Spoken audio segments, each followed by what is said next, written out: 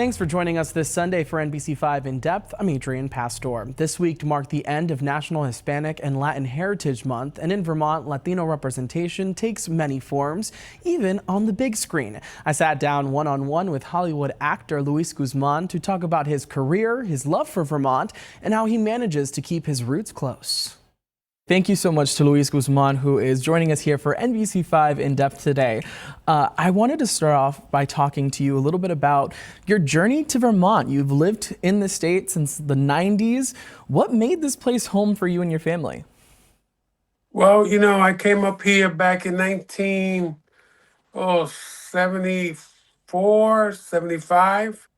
I went to Plainfield, Vermont, where Goddard College is. That was my introduction to Vermont. I really dug it. Was part of the Institute for Social Ecology that was run by my dear friend Dan Shodakoff. And we provided some scholarship for young people from the Lower East Side to come up and study at Goddard. So that kind of became my connection to Vermont.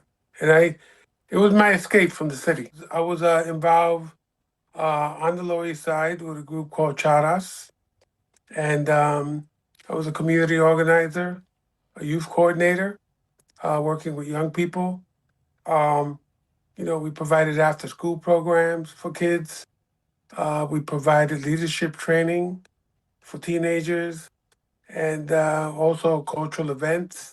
And that was with Chino Garcia, if I'm not mistaken, right? You guys worked Exactly. together? Chino Garcia of Charas, who, is my forever mentor. Yeah. He had a lot to do with changing the outlook of my life and my perspective, and I am forever grateful to Chino. I love that you're talking a lot about mentorship here, especially with the work that you do. And it kind of translates in one of your more recent projects, Story Avenue, where you kind of play that role model, the mentor for this kid who's kind of lost his way. In terms of how we think about that in everyday circumstances, why is mentorship so important, especially for young Latino men or just young Latinos in general? Well, Story Ave, which was directed by Aristotle Torres. It was his first time directing a movie.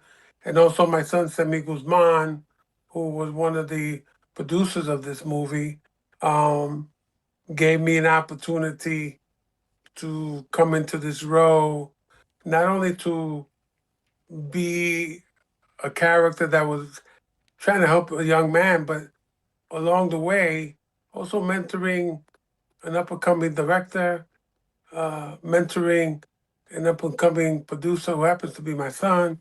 But, that's pretty much who I am. I'm always just trying to, pass down that baton, to the next generation. And so if teaching is part of it, then that's what I'm about. But also the beauty of it too is what they teach me. What kind of advice would you give to aspiring young professionals out there? Obviously, a lot of people look to you as a blueprint for their careers if they're trying to break into the industry and the arts. What do you want them to know about this journey and how to make the most of it? Ask questions, be focused, stay off the phone. Humble yourself. Mm-hmm. I'll say it again. Humble yourself. Be a giver. Be willing to help. Be willing to be a team player. Be willing to learn something new every day, every week, any chance you get. And just be a good human being. Just be a really good human being, and be objective, and learn as much as you can. If you're known for being quite the helper, tracking all the way from your career in social work, I think it was over a decade before you really dedicated yourself to acting, but also Even beyond that, you've worked with organizations across Vermont, from Hunger Free Vermont to Sleep in Heavenly Peace and Neighbors in Action. Why is that so important to be an active participant in this community? Well, I get a lot of that from my mom. My mom has always been a very giving woman. She has helped so many people. She has fed so many people. Um, you know, she's my role model. She's my mentor, and that kind of having that instilled in me, and you know, I just had I've had incredible opportunities to just do stuff with people. This is my DNA, you know, and I'm always going to be that person. When I was a social worker in New York City on the Lower East Side, I saw the need to service and help people, but my mentality was always helping people to help themselves. Mhm. You know, being able to help people navigate their lives so that they then become third, fourth, fifth generation welfare recipients. But, to empowering people to say, you could take charge of your life, you could do something with your life, and you can have a positive outcome for your life. Having that experience, does that allow you to approach different characters in different ways? Obviously, portraying so many different people across several different genres.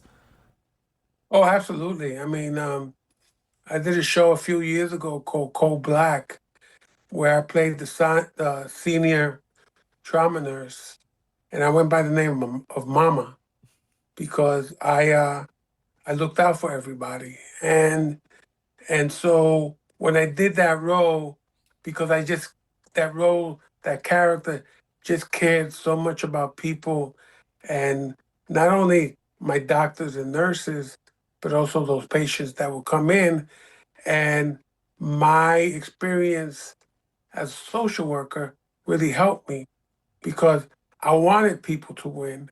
I wanted people to be able to go back to their families and heal and continue on with their lives. So um, I would say my life is my reference, and that's how I approach my art, my work. Most recently, a lot of people may know you as Gomez Addams and Wednesday, the hit Netflix show. Congratulations on season 2, by the way. When it comes to just thinking about this iconic character, he's such a big presence in pop culture. How did you approach kind of making this your own for this new generation of people, especially having that Latino representation? It's a really big deal. Um, you know, I'm a very loving person. I care about people. I have 5 of the most incredible children who are adults. I understand the role of being a father, you know. Um, I understand Ed Gomez, his relationship with his daughter and son, Mhm. and more so the relationship and the love and the passion that he has for his wife. So I just use those ingredients, and that's what I bring to work Yeah. is the love and the passion, and I exhibit that. You playing Gomez as a Puerto Rican native is such a big feat for a lot of people who look up to you, myself included. And you've had such an extensive career playing so many different characters, some on one end of the law, some on the other.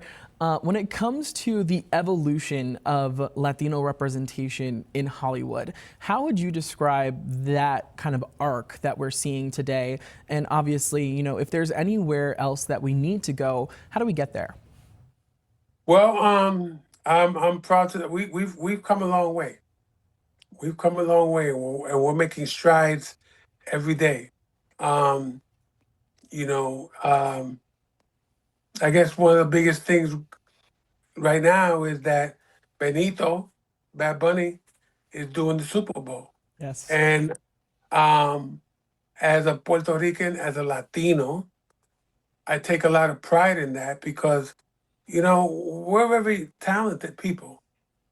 You know, here I am being interviewed by a Latino. You know, um, There are Latino educators. The last Secretary of Education was Puerto Rican, Cardona. Um, you know, we have Benicio del Toro out there. We have Jenna Ortega out there. You see, and so we've made a lot of strides. I mean, we have Guillermo del Toro, you know, and I think every day we'll make a stride because, we are beautiful people, you know. We've been dealt some pretty heavy hands in our existence. We have powered through. We continue to power through. We take pride in who we are. We raise great kids. Our family values, our ethical values. We are some of the hardest workers, and we just take pride in who we are.